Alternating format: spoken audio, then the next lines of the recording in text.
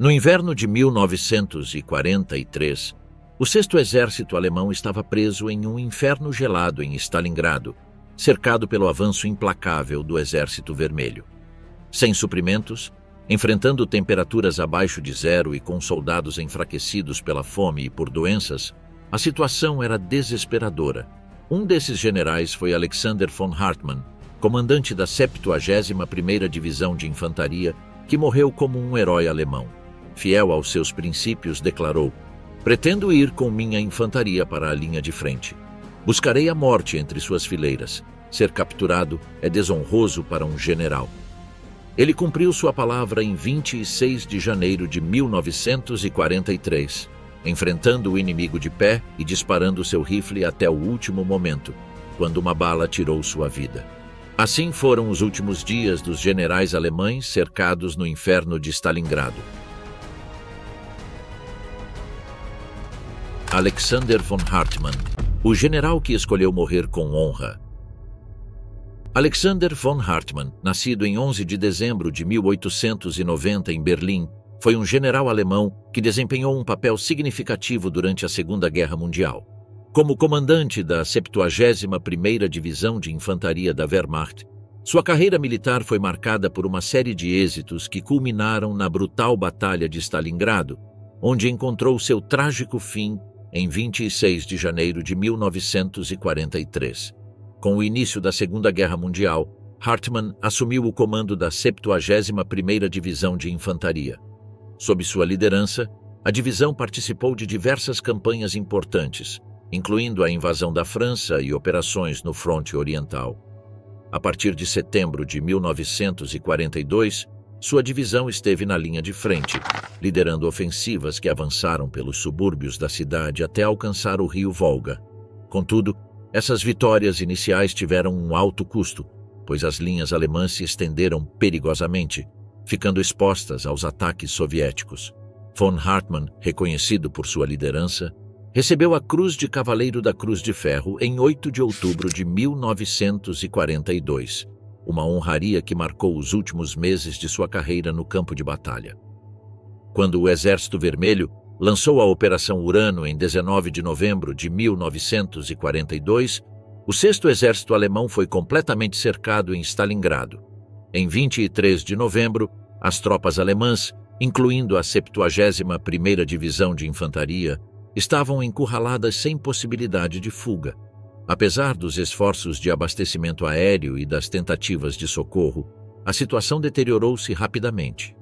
Em dezembro, com o cerco cada vez mais apertado e os recursos praticamente esgotados, von Hartmann foi promovido ao posto de tenente-general, um reconhecimento à sua liderança inabalável em meio ao colapso iminente.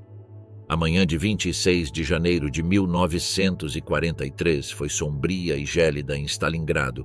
O cerco soviético havia se fechado ainda mais e as tropas do Sexto Exército estavam à beira do colapso.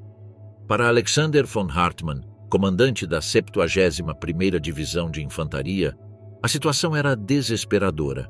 Seu posto de comando, localizado perto da estação de trem, estava completamente cercado pelas forças soviéticas. Sem possibilidade de fuga ou reforços à vista, von Hartmann sabia que o fim era inevitável. Em um ato de liderança e serenidade, reuniu os oficiais e soldados restantes em seu posto de comando. Consciente da gravidade da situação, dirigiu-se a eles com determinação inabalável. "É uma questão de honra quando um oficial morre em batalha, mas neste caso não tirarei minha própria vida. Venderei minha vida o mais caro possível." Essas palavras, carregadas de resignação e coragem, ecoaram como um chamado final ao dever. Armado com um rifle, von Hartmann saiu do posto de comando e dirigiu-se ao aterro ferroviário no setor sul. Ali, acompanhado pelos membros restantes de sua guarda pessoal, composta por 3 oficiais, 7 suboficiais e 183 soldados, decidiu apresentar resistência. Colocou-se à frente de suas tropas, como qualquer outro soldado, e começou a disparar contra as forças soviéticas que avançavam implacavelmente. A cena era uma mistura de heroísmo e tragédia. Um general armado como um simples infante, enfrentando um inimigo superior em número e recursos. Finalmente, às 8 horas da manhã, Alexander von Hartmann caiu em combate. Uma bala inimiga atingiu-o diretamente na cabeça, cumprindo seu desejo de morrer como um soldado e não como um prisioneiro. Sua morte foi rápida e ocorreu diante dos olhos de seus homens, que continuaram lutando em sua memória. Ao lado de von Hartmann também pereceram 2 de seus oficiais mais próximos, o tenente-coronel Kurt Corduan, comandante do 191º Regimento, e o major August Bayerlein, comandante do 210º Regimento. Ambos compartilharam o destino de seu general, lutando até o último suspiro em defesa de uma causa que já estava perdida. No entanto, o sacrifício deles não conseguiu mudar o desfecho inevitável. As forças restantes da 71ª Divisão continuaram combatendo nos dias seguintes na área entre Yelchanka e Voroponovo, mas a divisão estava praticamente aniquilada. Após sua morte, Hartmann foi promovido postumamente ao posto de general de infantaria, uma honraria que reconheceu sua dedicação e serviço à Alemanha durante a guerra. Richard Stempel, o general que escolheu a honra. O general Richard Stempel, comandante da 371ª Divisão de Infantaria, viveu seus últimos dias em Stalingrado com a certeza de que o destino do 6º Exército estava selado. Em meio ao caos, à exaustão e à crescente pressão soviética, Stempel, como muitos outros generais, enfrentou decisões desesperadas enquanto buscava preservar sua honra e a de seus homens.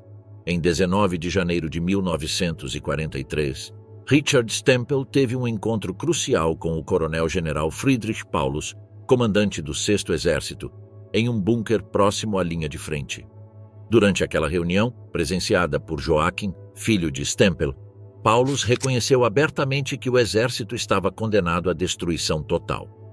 Segundo o testemunho de Joachim, Paulus, visivelmente cansado e abatido, insinuou que Stempel deveria considerar tirar a própria vida antes de cair nas mãos soviéticas. Um general alemão sabe o que deve fazer em último lugar, disse Paulus, reforçando que ele próprio permaneceria com seu Estado-Maior até o fim. Curiosamente, apesar de sua insinuação, Paulus, um cristão devoto, recusou-se a cometer suicídio quando foi promovido a marechal de campo por Hitler, justificando sua decisão com suas crenças religiosas. Esse aparente duplo padrão, conforme descrito nas memórias de Joachim, influenciou profundamente a decisão de seu pai.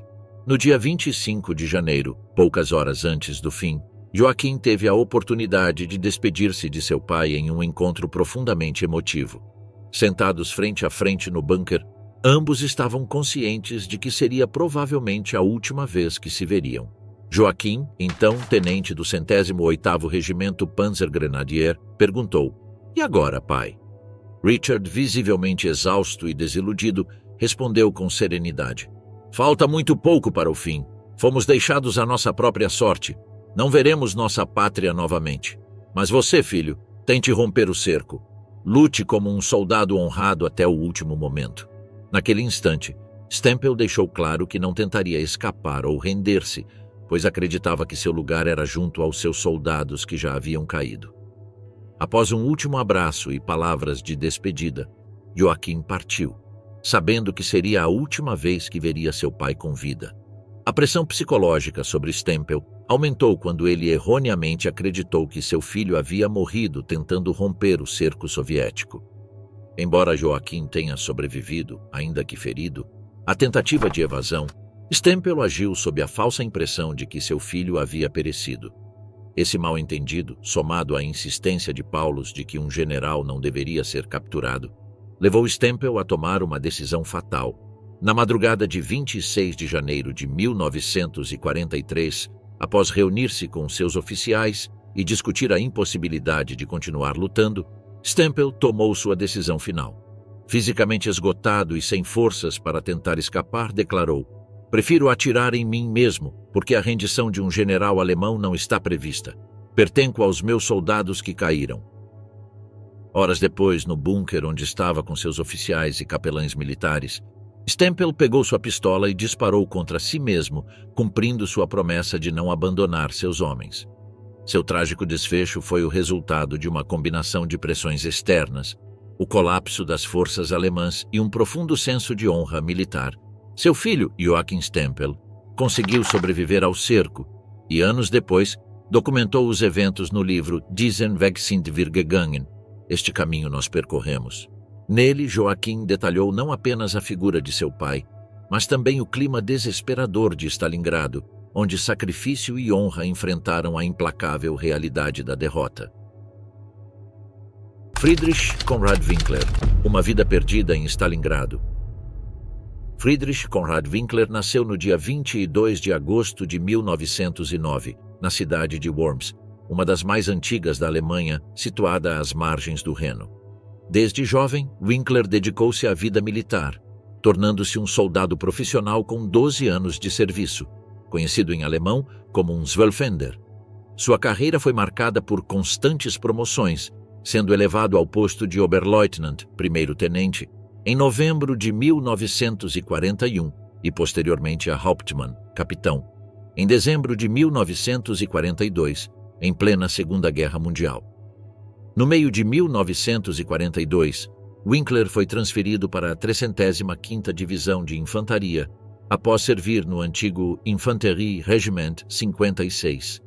Inicialmente, foi designado à Stabskompanie do Infanterie Regiment 577, que em outubro do mesmo ano foi renomeado como Grenadier Regiment 577.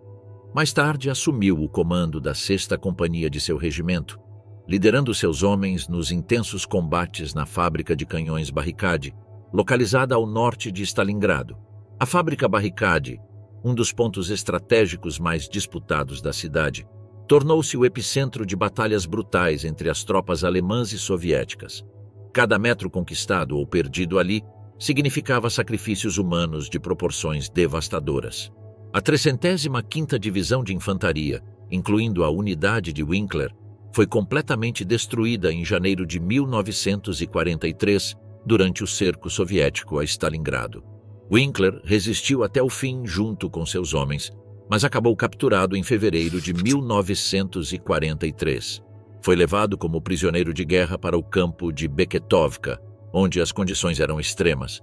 Enfraquecido pelas privações do combate e pelas duras condições de cativeiro, Winkler faleceu pouco tempo depois, com apenas 34 anos de idade. Durante sua carreira militar, Friedrich Konrad Winkler destacou-se como um soldado corajoso e exemplar. Foi agraciado com diversas condecorações: o distintivo de assalto de infantaria, as cruzes de ferro de primeira e segunda classe, o distintivo de ferido em prata, a medalha da campanha de inverno na Rússia, 1941 a 1942, e a Cruz do Mérito de Guerra de segunda classe. Cada medalha representava sua dedicação e o sofrimento enfrentado em alguns dos combates mais cruéis da guerra. Uma fotografia tirada durante as operações na fábrica Barricade, em outubro de 1942, mostra Winkler com um rosto marcado pelo cansaço, reflexo das terríveis experiências vividas em Stalingrado. Na imagem, ele aparece usando ombreiras de soldado raso, mas com os gemelos de oficial, possivelmente para evitar ser identificado como alvo pelos atiradores de elite inimigos. Ele também carregava binóculos com ampliação de 6x30, ferramentas essenciais para coordenar ataques no terreno urbano devastado. Seu distintivo de assalto de infantaria aparece quebrado na fotografia, um detalhe que, segundo veteranos, era considerado uma marca de honra entre os que sobreviveram a incontáveis combates no inferno de Stalingrado. O destino de Friedrich Konrad Winkler é um reflexo da tragédia enfrentada por milhares de soldados presos em Stalingrado, um lugar onde a coragem e a resistência foram tragicamente superadas pela implacável realidade da guerra. Embora seu nome não esteja gravado nos grandes livros de história, sua trajetória pessoal nos lembra o sacrifício daqueles que enfrentaram uma das batalhas mais sangrentas da Segunda Guerra Mundial. Winkler, como muitos outros, morreu longe de sua terra natal, deixando um legado de serviço e sacrifício que merece ser lembrado.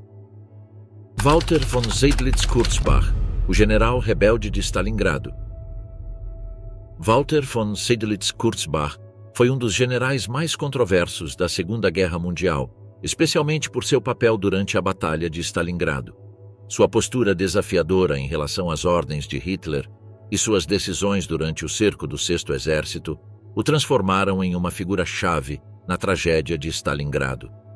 Em junho de 1942, Seydlitz assumiu o comando do Lee Corpo de Exército, que fazia parte do 6º Exército sob a liderança de Friedrich Paulus.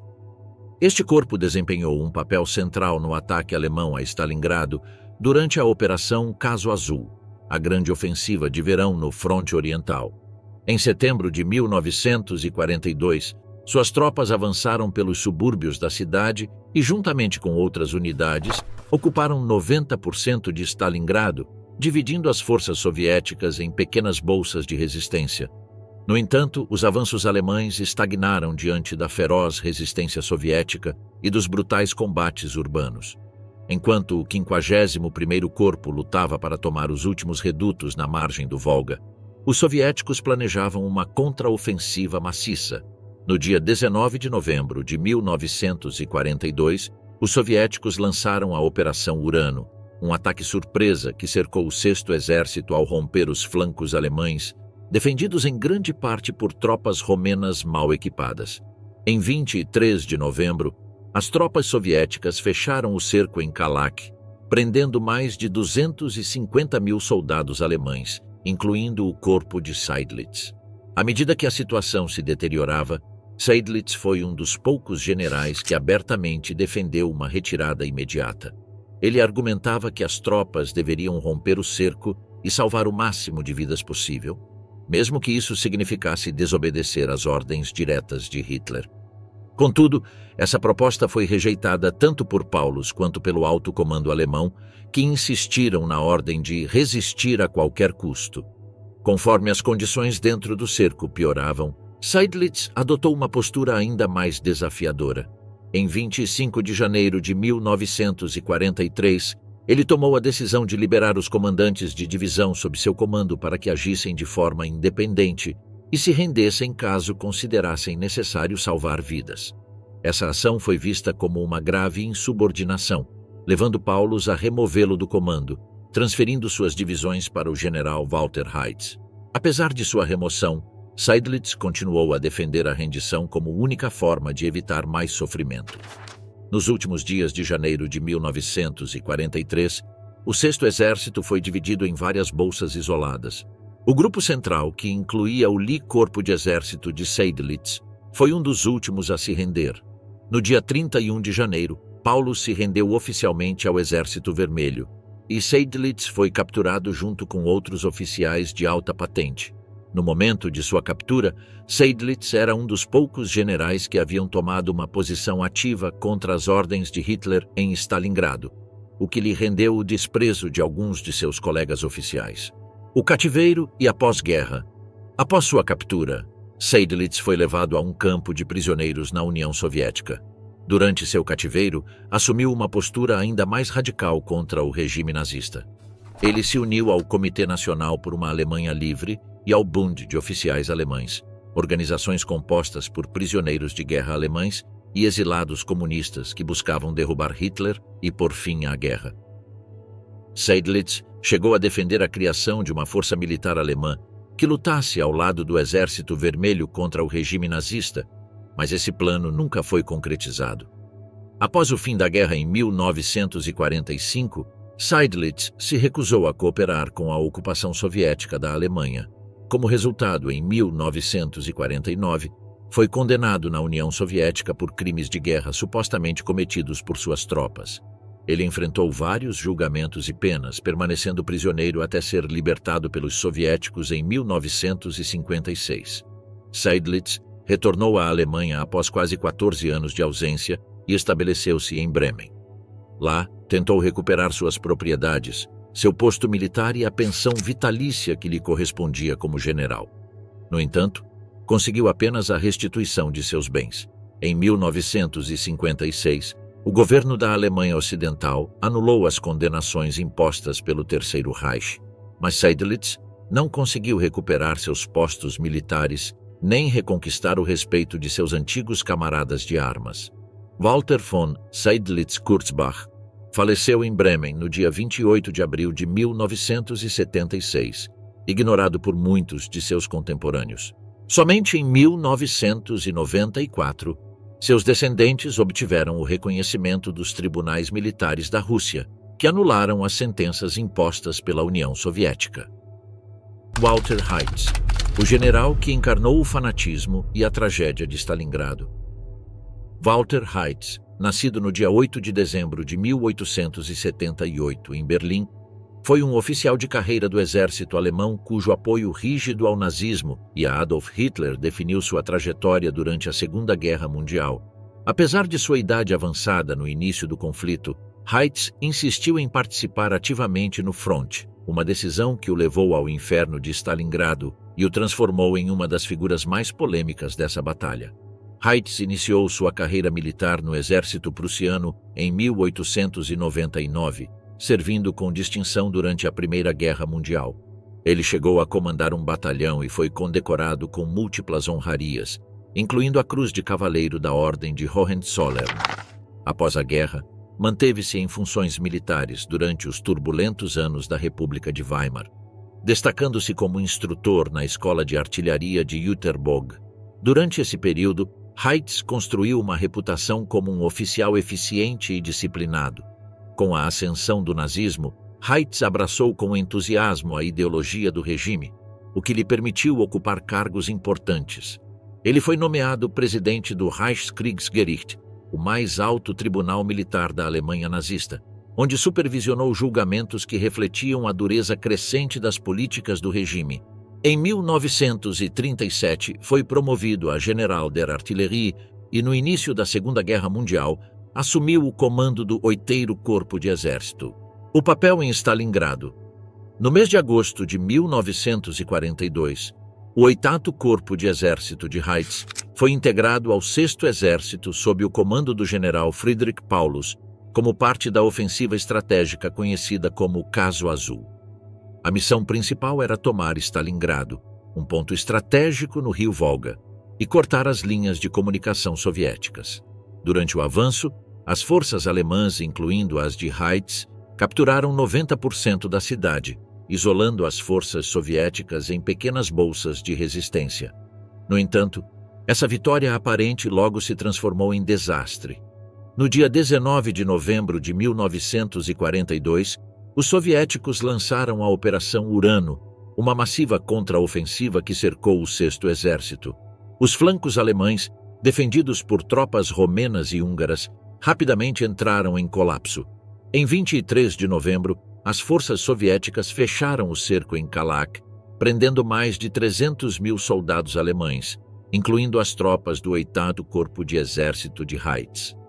À medida que as condições dentro do cerco pioravam, Heitz demonstrou uma lealdade absoluta às ordens de Hitler, que ordenara a resistência até o último homem.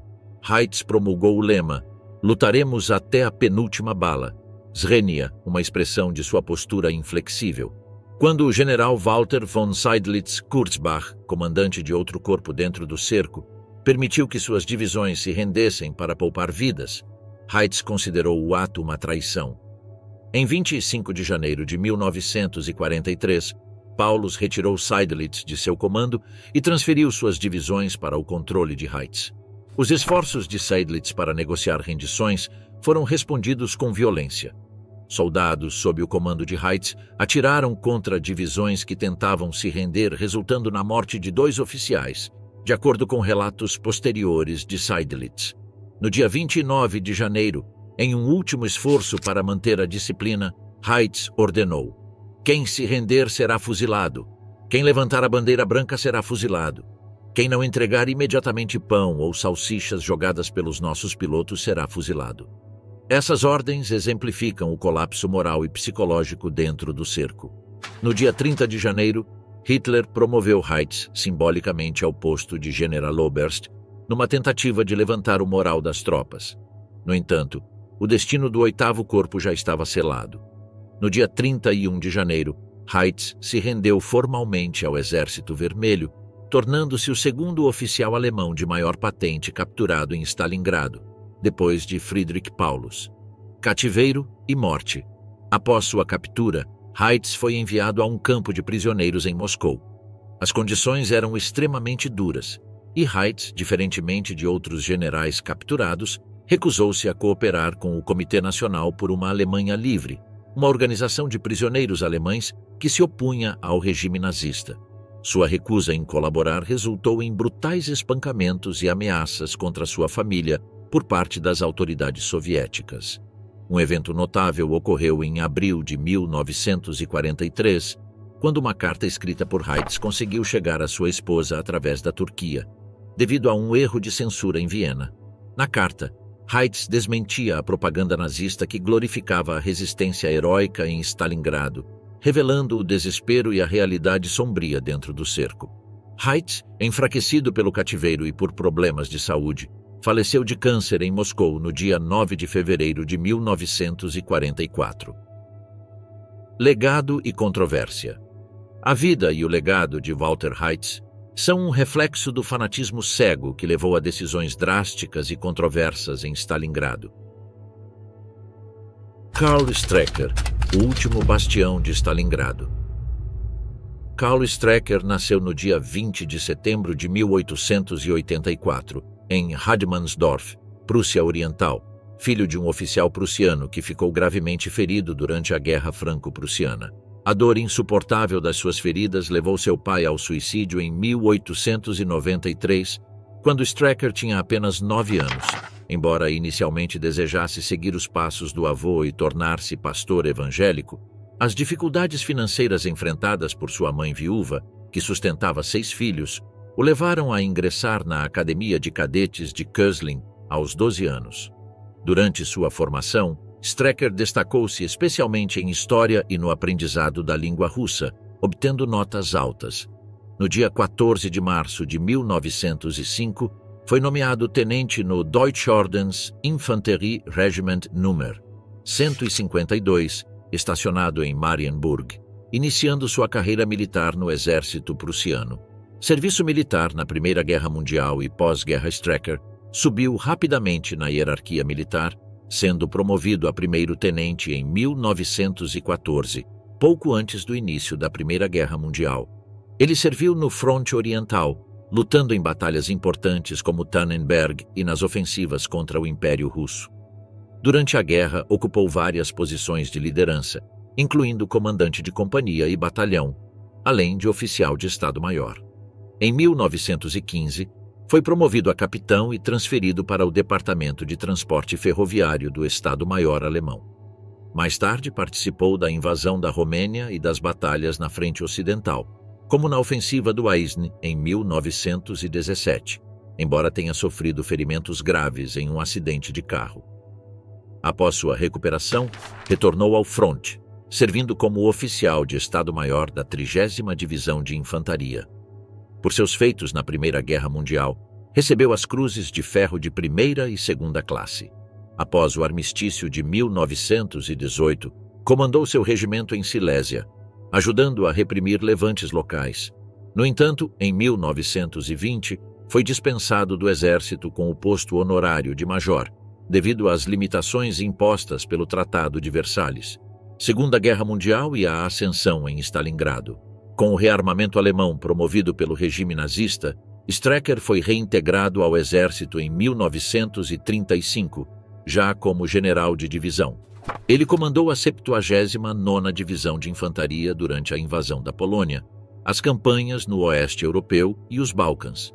Em 1942, foi promovido a general de infantaria e assumiu o comando do 11º Corpo de Exército no fronte oriental, participando do avanço alemão rumo a Stalingrado como parte do 6º Exército.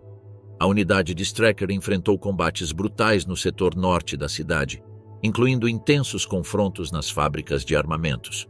Suas tropas, compostas por soldados exaustos e mal equipados, resistiram heroicamente, mas estavam cada vez mais isoladas à medida que os soviéticos intensificavam a pressão.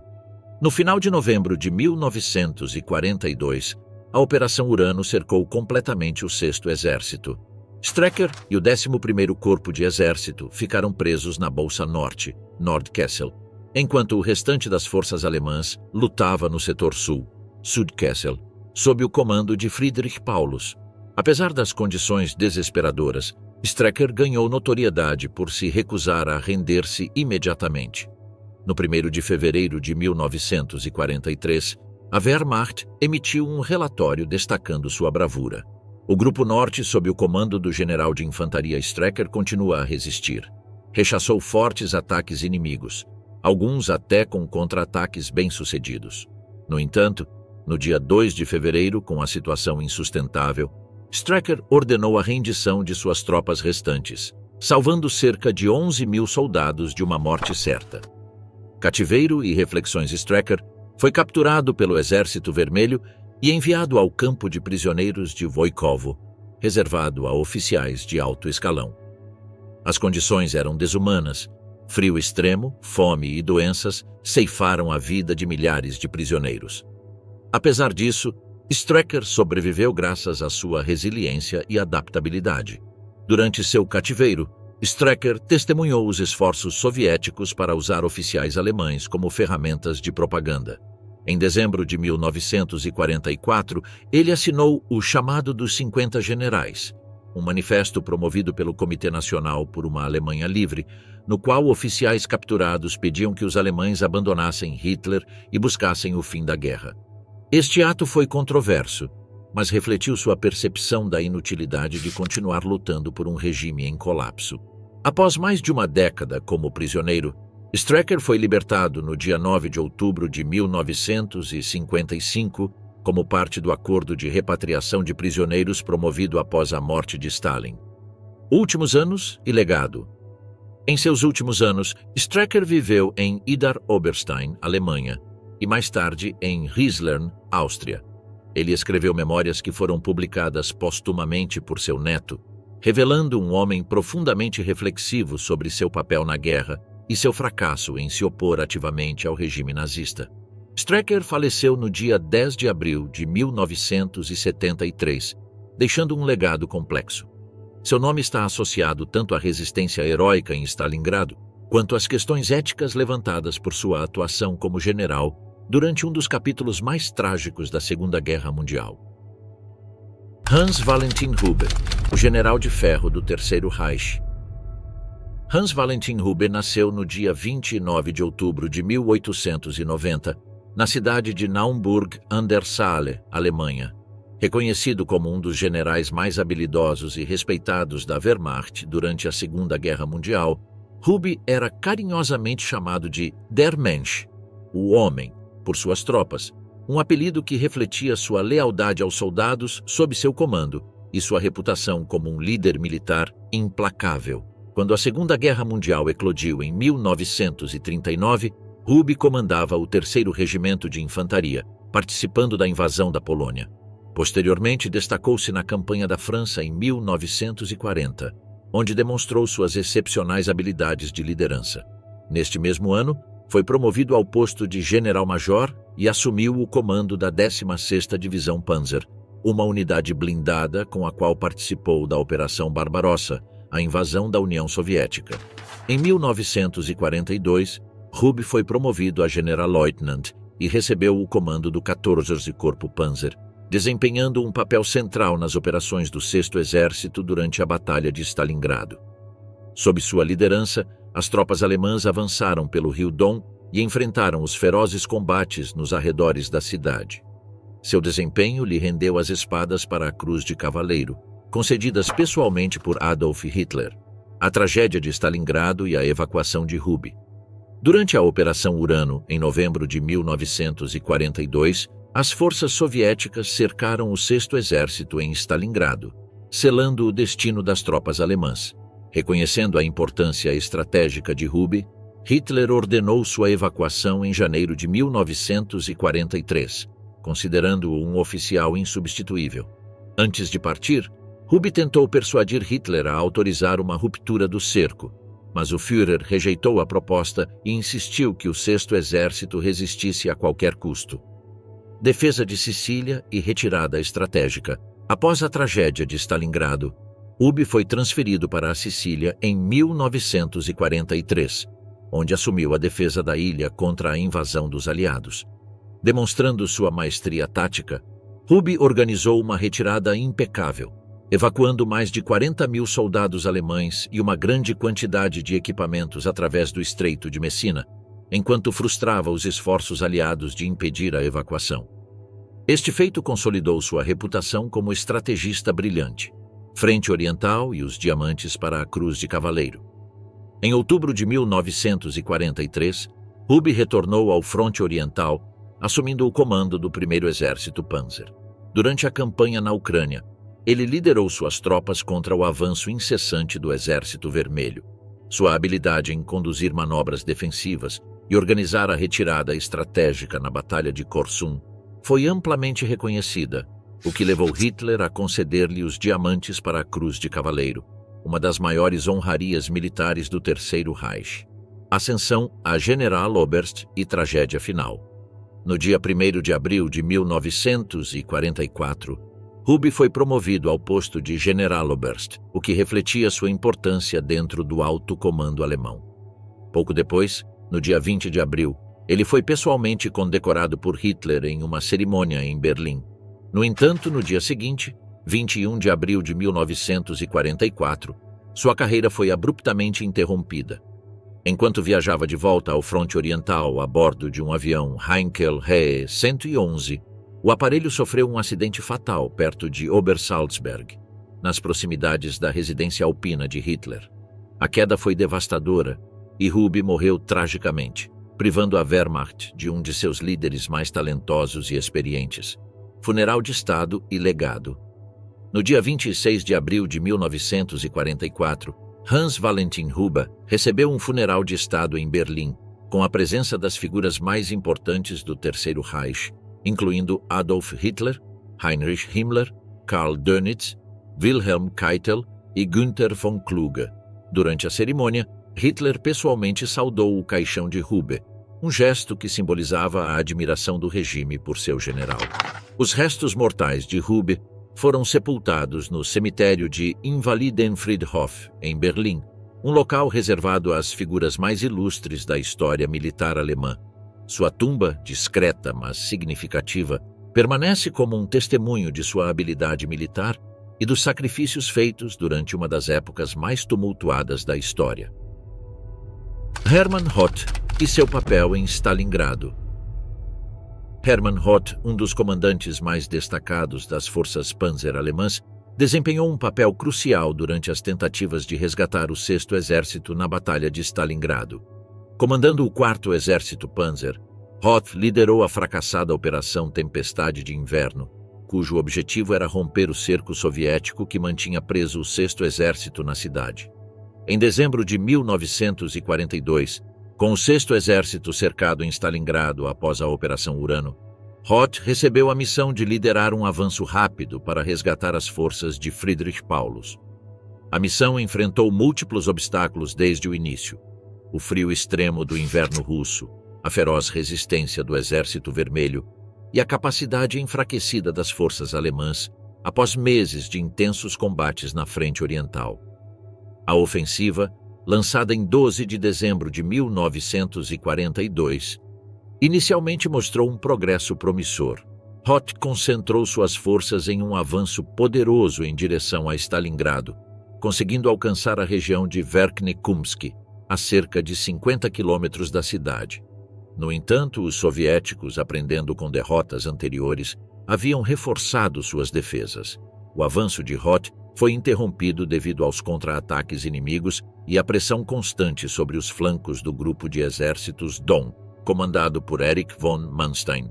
Em 16 de dezembro de 1942, os soviéticos lançaram a Operação Pequeno Saturno, uma ofensiva massiva contra as forças do eixo no flanco sul. Essa manobra obrigou Hoth a desviar recursos críticos para proteger suas linhas, enfraquecendo ainda mais sua tentativa de socorro. Apesar das ordens de Hitler para continuar o avanço a todo custo, Hoth foi forçado a interromper a operação devido às crescentes baixas e à impossibilidade de romper as linhas soviéticas. Em 24 de dezembro, a Operação Tempestade de Inverno foi oficialmente cancelada. As forças de Hoth começaram a recuar para a Ucrânia, deixando o 6º Exército condenado ao seu destino em Stalingrado. A rendição do 6º Exército, em janeiro de 1943, marcou um ponto de inflexão na frente oriental mostrando a vulnerabilidade das forças alemãs diante da determinação soviética. Em julho de 1943, participou da Batalha de Kursk, mas foi forçado a recuar para formar uma linha defensiva em posições mais adequadas para suas forças enfraquecidas.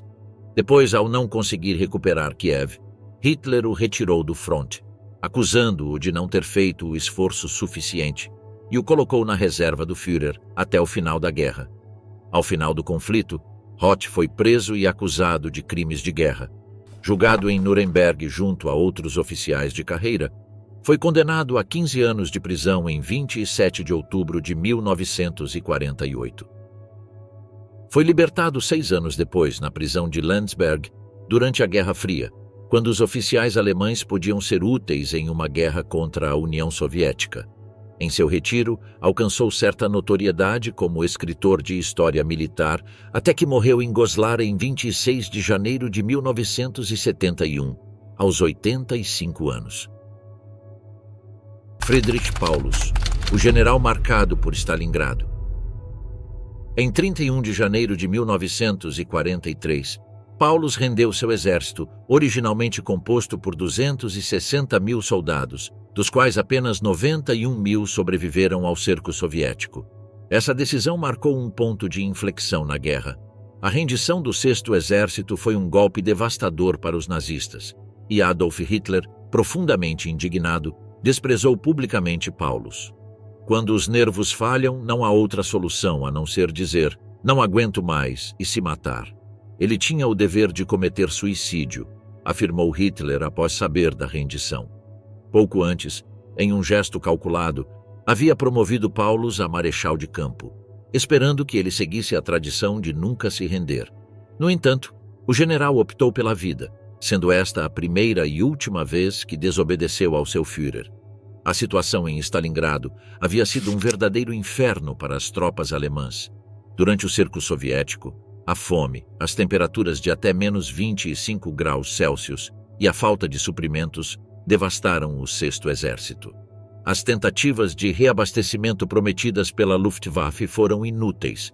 Das 700 toneladas diárias prometidas, chegaram apenas 100.